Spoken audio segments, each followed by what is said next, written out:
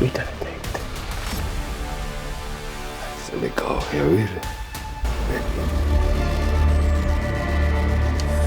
No niin, morjensta! Apassi on tullut kylään tässä ja semmonen homma me tehtiin tuossa viime lauantaina, että käytiin katsomassa tämmöisessä Cinemadrome ennakkonäytöksessä sitten tämä kohuttu uutuusfilmi, kotimainen Prisons-elokuva, jonka on ohjannut Esa Jussila, ja sehän tulee nyt tätä nauhoittaessa seuraavana perjantaina ensi ilta, eli 9. päivä helmikuuta sitten ihan valtakunnalliseen levitykseen, mutta me pääsimme näkemään sen sitten ensimmäisten joukossa sitten täällä Tampereella. Kyllä, ja se oli tosiaan, että tästä on aikaisemmin, tosiaan ennen tätä leffaa, niin tosi paljon kohuttu tuolla internetin syövereissä, että K18-materiaalia on tulossa ihan suomalaisilta niin kuin käsin. Ja tämä tosiaan on saanut niin kuin valtakunnallisen levityksen tosiaan, ja tämä taitaa olla niin kuin... Niin, puhutaan vähän siitä, että onko tämä tosiaan niin kuin väkivaltaisin suomalainen elokuva, ja mistä tässä on kyse.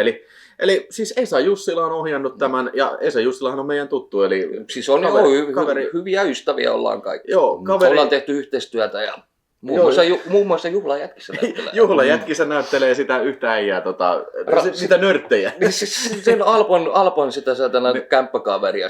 Se oli vähän lihavampi siinä, mitä hän on nykypäivänä. Mutta Esa oli kans paikalla, oli hauska nähdä Esaa siinä. Ja sitten tietysti tässä näyttelee pääosaa sitten toi elokuvan ekspertti Jere Saarela sitten, joka on ollut meilläkin tässä sitten puhumassa vähän Vilmeistä tässä kanavalla sitten. Eli kyllä tässä niinku tämmönen niin sanotusti... Kyllä siis sanotaan näin, että tuttuja tämä oli täynnä. Tuttuja täynnä ja viedä Ari Savonenkin kyllä näyttelee. Se näytteli todella hyvin itse asiassa. Joo. Puhutaan siitä sitten, kun juoni ollaan saatu purkitettua. Joo, kyllä. Mutta siis elokuvahan kertoo siis tämmöisestä jätkästä, jonka nimi on Juha, ja sitä näyttelee Jere Saarela. Ja filmi alkaa siitä, kun se pääsee Kylmäkosken vankilasta. Kuulemma oli muuten ensimmäinen kuvauspäivä, mitä ne kuvasi. Okay. Ei kun se viimeinen kuvauspäivä, mitä ne kuvasi, niin kuin ihan ensimmäinen kohtaus jo. Niin pääsee sieltä vankilasta, ja sitten kun se on pitänyt suunsa kiinni hyvin, niin sitten se saa vähän niin kuin palkinnoksi. Niin, Frendi tuo hänelle duunia alamaailmasta, jota siis mä en muista sen Frendin nimeä, mutta sitä esittää toi Renne Korppila. Joo. Itse asiassa sen nimeä ei taidettu edes mainita siinä. En ole ihan varma, että oliko sitä nimeä siinä. Joo, mutta Renne Korppila näytteli, joo, se on vitun iso kokoinen näin, ja näyttää oikeasti sellaiselta vihaiselta natsiskiniltä, vaikka hän ei sitä ole. Ja sitten oikeasti isokokoinen, vitun iso äijä ja pelottava ukko, ja hän sitten vie hänet sitten tonne Ilkka Koivulan sinne. Mulle jää alussa tulee semmoinen kuva, että hän niin on se kartanon herras. Niin mäkin ajattelin. Ja sitten se sitten tarjoaa sille vartija hommia, että sanoo, että pidä huoli siitä, että tytöt voivat hyvin. Niin, eli hän saa, Jere tai siis tämä Juha saa niinku duunia tästä mafian pyörittämästä bordellista sitten. Joka on vähän syrjäiseltä kartanossa. Joo, syrjäinen kartano, ja se ilmeisesti tämmöinen niin kuin tosi high class, että siellä on hyvännäköisiä muijia, ja sitten korkea-arvoisia rikollispamppuja menee sitten varmaan sitten aina vähän viettämään viikonloppuja tällä. Mutta käykin ilmi sitten, että tämä paikka on ehkä vähän enemmän, mitä alussa voi luulla, että siellä kellarissa tapahtuu vähän kummallisempiakin asioita. Ja sitten semmoinen heräs henkilö sitten saapuu sinne pihaan. Ja... Sanotaan vaan, että tämä kyseinen henkilö saapuu vähän niin kuin armeijan kanssa tänne. Ja sitten se asetelma on sitten sillä lailla, että siellä on joukkoporukkaa siellä bordellissa ja sitten tämä hyökkääjäporukka, niin ne taistelee sitten vastakkain siellä. Eli tämä on vähän niin kuin raidi-asetelma. Joo, vähän niin kuin raidi, Die Hard ja sitten ehkä myös sitten Albert Pionin Mean Guns. Tämmöinen, että kaksi erilaista porukkaa on niin kuin sulitussa tilassa ja sitten niin kuin sotii keskenään. Ja sitten se väkivaltapaatos alkaa. Ja sitä kyllä sitten on. Eli tosiaan leffa on vahvasti markkinoitu Suomen väkivaltaisempana elokuvana, ja ei sitä ole, kyllähän sitä vaikea on kiistää nimittäin. Vaikea on kiistää. Siis me puhutaan nyt Suomen väkivaltaisemman elokuvasta sillä kategorialla. Me just äsken keskusteltiin, että miten se nyt kategorioisi. Niin ihan ehdottomasti sen täytyy olla sitten saanut teatterilevityksen. Ja tämä on sitten ihan ylivoimasti Suomen väkivaltaisin elokuva, mikä on niin kuin teatterilevityksen saanut. Käytiin katsomassa Sisu viime vuonna, niin kyllä tässä enemmän sitä graafista meininkiä on. Kyllä, ja enemmän, niin kuin, siis enemmän tappamista ja enemmän praktikaalisia efektejä, mitä Sisussa oli. Että siinä mielessä niin kuin varmasti voidaan puhua niin kuin uraa uurtavasta matskusta. Ja tässähän on niin kuin, sitten... No, Ari Savonen, joka näyttelee tätä yhtä hahmoa sitten. Se näyttelee sen niin sanotusti kartanon sen itse oikean herran veljeen. Joo, kyllä. Joka on, siis siinä on sellainen draamakuvio, ei nyt sitä jaksa alkaa sen enempää, mutta... Se selviää aika pian elokuvan alussa. Sanotaan, että Arilla ehkä oli ehkä filmin paras tappo. Oikeastaan 2 filmin parasta tappoa. Siis siinä kun se otti sen patsaan pään. Joo, löi sen löi naamasta läpi sen kirjaimellisesti. Yhden jätkän naamasta sisään sen patsaan pään sitten. Ja lopussa sitten loppua kohtiin se tämmönen yksi äijä tapetaan sitten piikkilangalla. Sillä, että vedetään keskeltä suuta silleen pää halki. Ja se on mä sanon, että se on jo maailman mittakaavassa jo erittäin pätevä ja hieno graafinen. Tämmöinen practical effect, tiiäksä?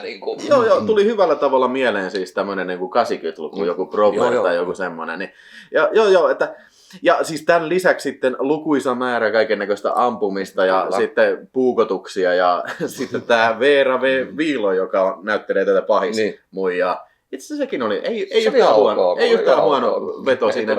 Se vähän niin kuin nussii kaikkia sillä puukolla. Joo, se on semmoinen ihme sadisti. Niin vähän niin kuin tuntuu nauttimaan siitä vähän ehkä liikaakin tästä. Niin se olisi voinut sen mimmin siinä yhdessä kohtaa pistää päivälle, mutta sen piti lähteä siihen satana nyrkkihippaan.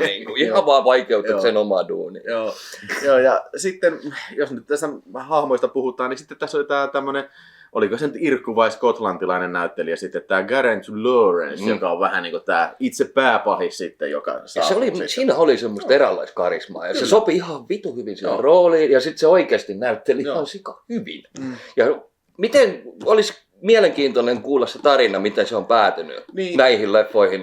Siis kun sä olit katsomassa sinne, sä lähit siitä sitten heti kun se loppui, mutta siinä oli semmoinen puolen tunnin Q&A. Okay. Mä pistän sen taas kanavalle jossain kohtaa, niin voitte katsoa sen itse, mutta siinä oli just siitä puhetta oli tästä miehestä, mutta mun mielestä siinä ei puhuttu siitä, että miten se nyt tähän just filmiin. Mutta se on ollut Bunny Killer Thingissä kanssa tämä sama jätkä kyllä. Ja hyvin näyttely kyllä. Mulle tuli vähän semmoinen eräänlainen mikä Uli, se vitun tanskalainen näyttelijä, niin se tuli vähän mieleen ulkoisesta olemuksesta. Uli? Mä muistan, se jätkä, joka varmaan näyttelee jokaisessa vitun tanskalaisessa elokuvassa ja muun muassa Bansheessa. Mä en muistanut hänen nimeä, mutta kuitenkin niin se on... Tuli vähän ulkoinen hapitus ja sitten olemus vähän niin kuin hänen... Uli Svensson. Muita hahmoja. Tässä oli toi Carolina Blackburn. Oli pienessä sivuissa. Se on aika... Kerropas se, eikö se ole joku sortin martial arts tyyppi? Ei oo.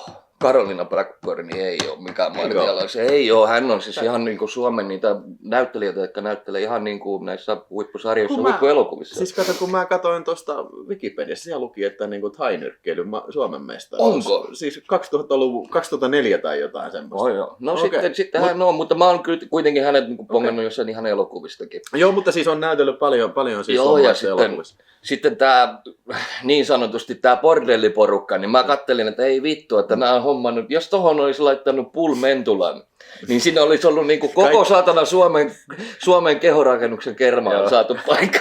Kaikki podarit samassa elokuvassa, joo. Mutta siis täytyy kyllä sanoa, että siis niin kuin, sanotaan, että Arin ja sitten tämän Gareth Lawrence Barrettin... Ne oli parhaat näyttelysuoritukset. Niin, että niin kuin, vähän tämä elokuva nyt kuitenkaan, tämä siis tarina ei ole kamalan syvä tietenkään. Niin. Ei ollut sisussakaan kyllä, mutta niin kuin, siis sellainen vähän niin kuin, että tässä ei ole ehkä välttämättä sellainen kauhean niin kuin meaningful, niin sanottu, tarkoituksenmukaisia hahmohetkiä kyllä.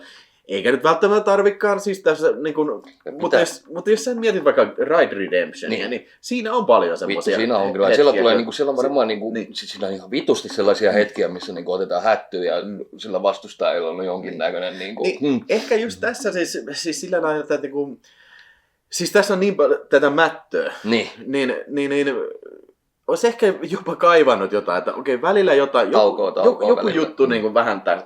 No, kyllähän tässä oli se juonikuvio sitten, mikä vähän avautuu siinä, että mikä tämä mesta on, ja sitten avautuu myös se, että siellä on vähän tämän perheen sisällä tätä kismaa tällainen, mutta niin kuin siis siinä mä en tiedä, niin kuin siis tuntuu siitä vähän niin kuin nimenomaan tämä päähenkilö Juha, jota näyttelee Jere, että se on vähän niin kuin, tuntuu, että se on vähän ulkopuolinen niin kuin koko ajan tässä. Joo, ja silleen, siis no, täytyy nyt muistaa kuitenkin, että valtaosa, 90%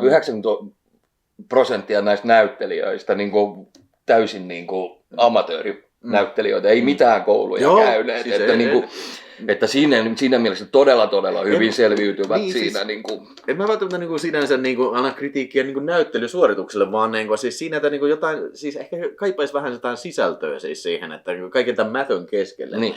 Sitä mä tässä ajan takaa. Tässä oli jonkun verran huumoria.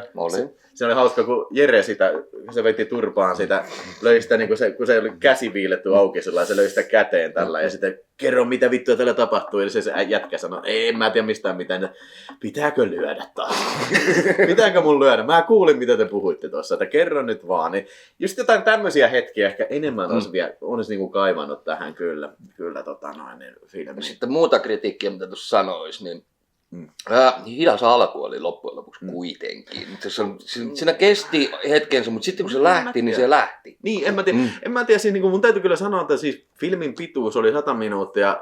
Suoraan sanottuna vähän pelotti se. Joo. Mä oon aina se jätkä, joka sanoo, että vittu liian pitkä. Tommoset elokuvat ei saa munkaan aivoissa kestää pitempään kuin 90 minuuttia maksimissaan. Mut täytyy kyllä sanoa, että kun se filmi alkoi, ja siis alkukin mukaan lukien, niin ei tää mun mielestä tuntunut missään vaiheessa sellainen tylsälle tai pitkävetyiselle. Ei siis tylsältä ei ollut missään nimessä. Mä vaan sanon, että jos tätä olisi tiivistänyt tätä alkua, sen olisi saanut ehkä 90-kin. Mutta se on näitä jälkeenpäin jossittelua, mutta tää on oikeasti... Ja jätkille vittu käsittämättömästi onnea, te olette saaneet aivan upean työn, olette tehneet. Ja tämä varmasti tulee olemaan jonkinnäköinen merkkipaalu suomalaisessa findigenressä. Ja siis taitaa nyt jo olla esimerkiksi tässä Q&A:ssa, mikä oli sen jälkeen, niin siinä sanottiin, että tuli lavalle tämä Bright Fame. Se Roope tuli siihen ja sanoi, että tämä on kuulemma heidän helpoiten menestyneet. Tai siis helpointen myytävissä, tai helpoin on ollut myydä tätä ulkomaille kuin mitään aikaisempaa niiden tuotantoa. Ja enkä yhtään ihmettele, siis tää on siis ihan mun mielestä siis pärjää ihan hyvin isommankin budjetin tuotannolla. Mä oon ihan siis, mä oon ajat sitten menettänyt uskon siihen, että ulkomaalaiset isolla budjetilla olevat elokuvat päihittää se pienellä budjetilla tehty suomalaiset elokuvat. Mä oon ajat sitten tuon ajatuksen upottanut sen sinne johonkin suohon, meinaan Suomessa on ihan vitun päteviä elokuvan tekijöitä. Ja tää on malli esimerkki, enkä mä yhtään ihmettelisi, vaikka Esa tekisi vielä ulkomailla jonkun ison budjetin elokuvan. Ei sitä tiedä, mutta toivotaan parasta. Ja siis mä oon sitäkin mieltä, siis tähän vielä pitää lisätä myös se, että helvetin hienoa, että tämmöisiä tulee Suomesta. Että, tämä on genrelle. Siis onhan tämä genrelle. Tuli tämmöisiä kuin sisuja tällaisia, kun Suomessa yleensä ei tehdä tämmöisiä elokuvia. Että ehkä se nyt muuttuu tästä, että nythän tuli se Lapua tuli silloin viime syksynä tällainen. Eikö sekin ollut amatöörillä? Joo, siis mä sanoisin, että tämmöinen vähän niin kuin Findie Plus. Niin. Eli tämmöinen teatterilevitys ja vaikuttaa isommalta kuin onkaan. Tässä ei ollut paljon paskaakaan ilmeisesti budjettia Prisonsia, eikä varmaan Lapuassakaan. Siis jos verrataan ihan ison budjetin filmeihin. Mutta siis hienoa, että tulee vähän vaihtoehtoja. Siis tämmöisen sitten lyödään noille saatanaan isoille studioille suoraan luukurkkuun, että vittu, ei me tarvita vittu niitä pukuherroja sinne taustalle pyörimään ja helvetin ison kasan leffatekijöitä, vaan se pystytään tekemällä, sillä pikkuporukalla pystyy tekemään ihan vitu hyvää leffaa. Ja malli esimerkki siitä, että ei tarvi, tai siis, että tehdään kalliin näköistä leffaa vitu halvalla. Tämä näyttää vitusti kalliimmalta, mitä tämä varmasti oli. Niin. En tiedä mikä budjetti on, mutta siis on samaa mieltä, että ei varmasti ollut iso. Kyllä. Sitten, mitäs musiikit? Joo, hyvä kun sanoin. Siis Jussi Huhtala. Jälleen kerran meidän kaveri sinne. Ihan ollaan. Aina kun hän on Tampereella, niin otetaan vähän kuppia. Mutta täytyy sanoa, tosi hyvä synth-score. Ja Jussi on tehnyt vitun monta hyvää score. Meillekin on tehnyt Mutta kuitenkin niin, siis tässä ei... Ja siis tässä oli tosi paljon musiikkia. Se oli melkein koko ajan sellainen äänimatto. Ja ei missään vaiheessa tullut sillä tavalla, että nyt on vähän huono. Tämä ei sovi tähän. Ihan helvetin hyvä score. Ja helposti voisin kuvitella, että voisit kuunnella ihan saisi julkaista sen Spotifyssa sitten, kun tämä on julkaistu, niin vaikka esimerkiksi OST. Siis mä oon ymmärtänyt, että on tulossa. Kyllä siellä niin sanottiin. Kyllä. Siis helvetin hyvä soundtrack. Tukee tunnelmaa, hyvin kuvattu, visuaalisesti tyylikäs tällainen. Tietysti tämä ei varmaan kaikille sovi, koska tämä on kohtalaisen väkivaltainen. Ja täytyy sanoa, että se K-18 se on ihan ansaittu. Ihan ansaittu. Kerrankin voi näin sanoa. Ihan ansaittu K-18 kyllä. Okei, tää Lapua. Oliko näitä jotain muitakin juttuja vielä, mikä oli niinku amatöörifilmejä, mitä nyt on tulossa? Mun mielestä niitä oli muitakin tässä. Venäjäs nyt se just... Blackwood Madnesshän tulee nyt kanssa tänä vuonna. Ja se on Ari Saabosen, joka näyttelee täällä niinku sitä veljeä tosiaan. Niin.